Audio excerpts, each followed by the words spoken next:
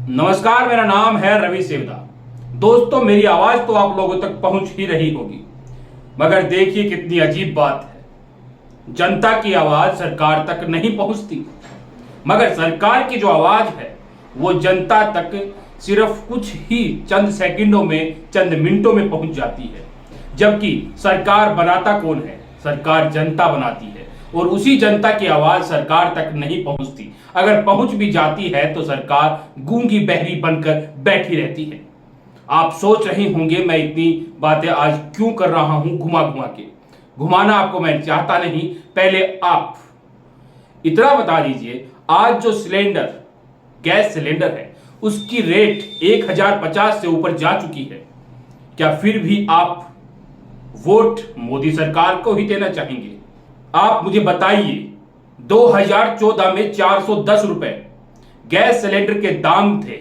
उस समय पूरी भारतीय जनता पार्टी सड़कों पर थी, गैस सिलेंडर लेकर और सड़कों पर बैठी रहा करती थी और सरकार का विरोध करती थी कि यह महंगाई की मार है और जनता इसमें दब रही है। मगर जब से मोदी सरकार आई है, 410 रुपए से 1050 गैस घरेलू सिलेंडर पहुंच चुका है। मगर वही बीजेपी सरकार कुछ कहने को तैयार नहीं है। इसका क्या कारण हो सकता है? क्या इसमें कहीं जनता की गलती है? गलती है ना कि जनता ने उन्हें वोट देकर जिताया है। आपको हम पहले एक वीडियो दिखा देते हैं जो कि स्मृति ईरानी ने प्रेस कॉन्फ्रेंस के दौरान ये वीडियो वायरल किया था 2014 के समय, जब मनमोहन सरकार थी। देखिए ये वीडियो। अभी अभी एलपीजी के रेट्स को बढ़ाया गया है। अब एलपीजी के सिलेंडर के दामों में और भी वृद्धि की गई है। महिला मोर्चा देश भर में, हर जिले में, हर मंडल में विरोध में प्रदर्शन करेगी। हिपोक्रेसी की भी सीमा होती है। आपको साथ साथ कुछ ऐसी तस्वीरें, ऐसी वीडियो भी दिखा देते हैं जिससे आप खुद समझ जाएंगे कि स्मृति ईरानी ने क्या क्या किया था उस वक्त जब वो सरकार में नहीं थी। तब उन्हें जनता की बहुत याद आती थी, जनता की बहुत बड़ी सेवक थी वो, और जनता के हर मुद्दे के लिए तैयार रहती थी। मगर अब महारानी, सॉरी मंत्री जी अब फिलहाल गायब हैं। गायब नहीं भी है, ट्वीट पर ट्वीट उनको मिल रहे हैं, मगर वो कोई रिप्लाई नहीं करना चाहती। शायद वो अभी व्यस्त हैं। आपको हम अब एक वीडियो दिखाने वाले हैं जो कि अभी अभी का है। गैस सिलेंडर बढ़े हैं, मीडिया की एक रिपोर्टिंग है, वो आप जरूर देखिएगा। घरेलू रसोई गैस के 14.2 किलोग्राम वाले सिलेंडर का दाम 50 रुपए प्रति सिलेंडर बढ़ गया है। नए रेट आज से ही लागू होंगे। दिल्ली में अब 14.2 किलो वाला रसोई गैस का सिलेंडर अब आपको मिलेगा 1053 रुपए में। अब आप ये बताइए कि 2014 से लेकर 2022 तक कितना विकास हुआ है? कितना विकास? इतना विकास कोई करने का होता है? अब खैर, आपको जब यहां तक आ ही गए हैं तो आपको मिलाते हैं आज एक ऐसे महान भक्त से जो कि बहुत ही बड़े भक्त हैं मोदी सरकार के, और उनसे हम राय लेंगे कि गैस सिलेंडर के दाम बढ़े तो कैसे बढ़े, अगर बढ़ गए हैं तो क्या ये जनता के हित में है, अगर ये जनता के हित में है तो कैसे है, दाम बढ़ने चाहिए थे या नहीं बढ़ने चाहिए थे, अगर बढ़ गए हैं तो आगे की रणनीति क्या होगी इन्हें कम करने की, और जनता के ऊपर जो बोझ डाला गया है बेरोजगारी का, महंगाई का, वो कैसे कम होगा। तो मिलाते हैं आपको एक ऐसे ही हमारे भक्त से जो कि आपके यानी जनता के हर सवाल का जवाब देंगे।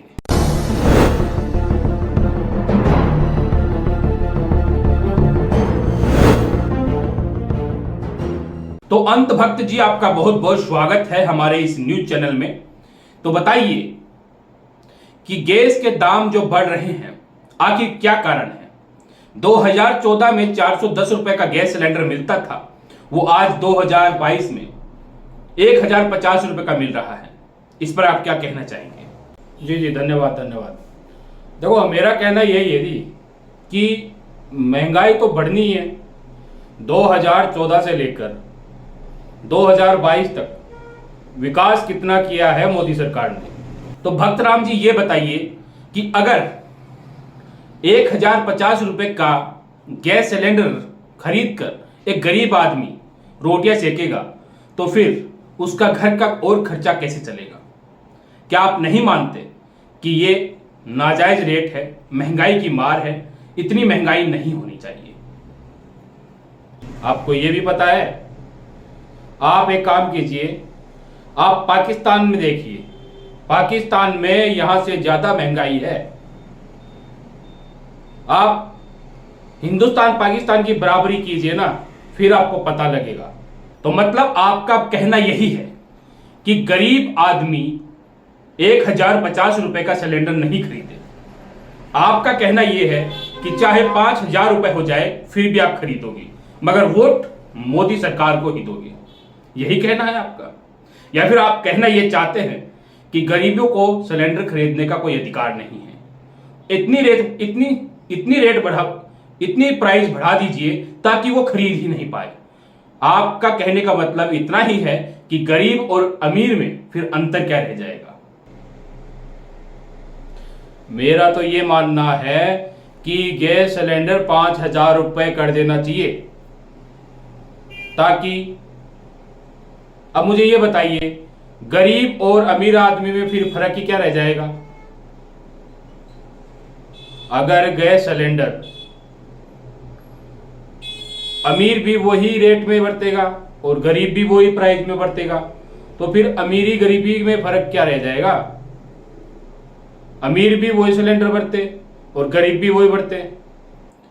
आपने बहुत ही शर्मिंदगी तरीके से बात करी है, जिसका हमें खेद है, मगर फिर भी आप भारतीय नागरिक हो, कुछ भी कह सकते हो। और खास करके आप जहां से आते हो, जहां से आप निकलते हो, जहां पर पाए जाते हो, वहां पर शायद आपको यही सिखाया जाता होगा। तो बहुत बहुत धन्यवाद। मोदी जी ने बहुत बहुत विकास किया है इस देश के लिए।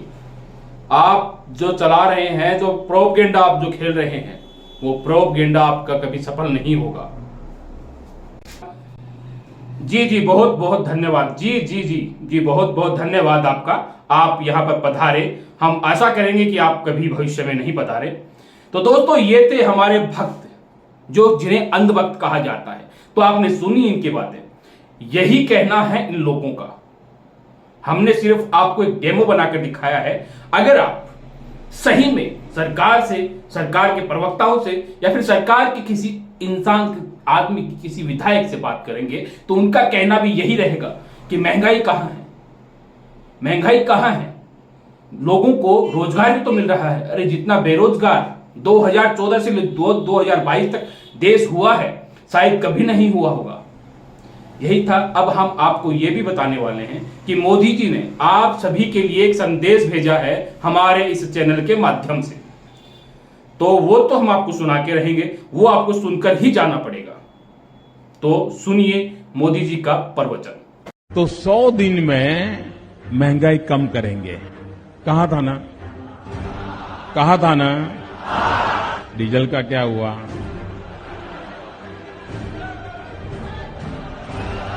पेट्रोल का क्या हुआ? मित्रों, गैस हो, पेट्रोल हो, डीजल हो, हर प्रकार से महंगाई बढ़ रही है कि नहीं बढ़ रही है? मित्रों, मुझे परमात्मा ने जब बनाया तो उसके जो आईटी प्रोफेशनल थे, उन्होंने ऐसा सॉफ्टवेयर डाला है कि मैं छोटा सोच ही नहीं सकता। ये सब क्या देखना पड़ रहा है? अच्छा है मैं अंधा हूं। यही नहीं, अभी और सुनिए। जनता को आप मूर्ख समझना बंद कर दीजिए। ये बड़ी अच्छी बात कही आप। सही और सच्ची खबर देखने के लिए सब्सक्राइब कीजिए हमारे चैनल बोल भारत को, और पास में बेल आइकन बटन है, उसको भी दबाइए ताकि हर वीडियो आपके पास सबसे पहले पहुंचे।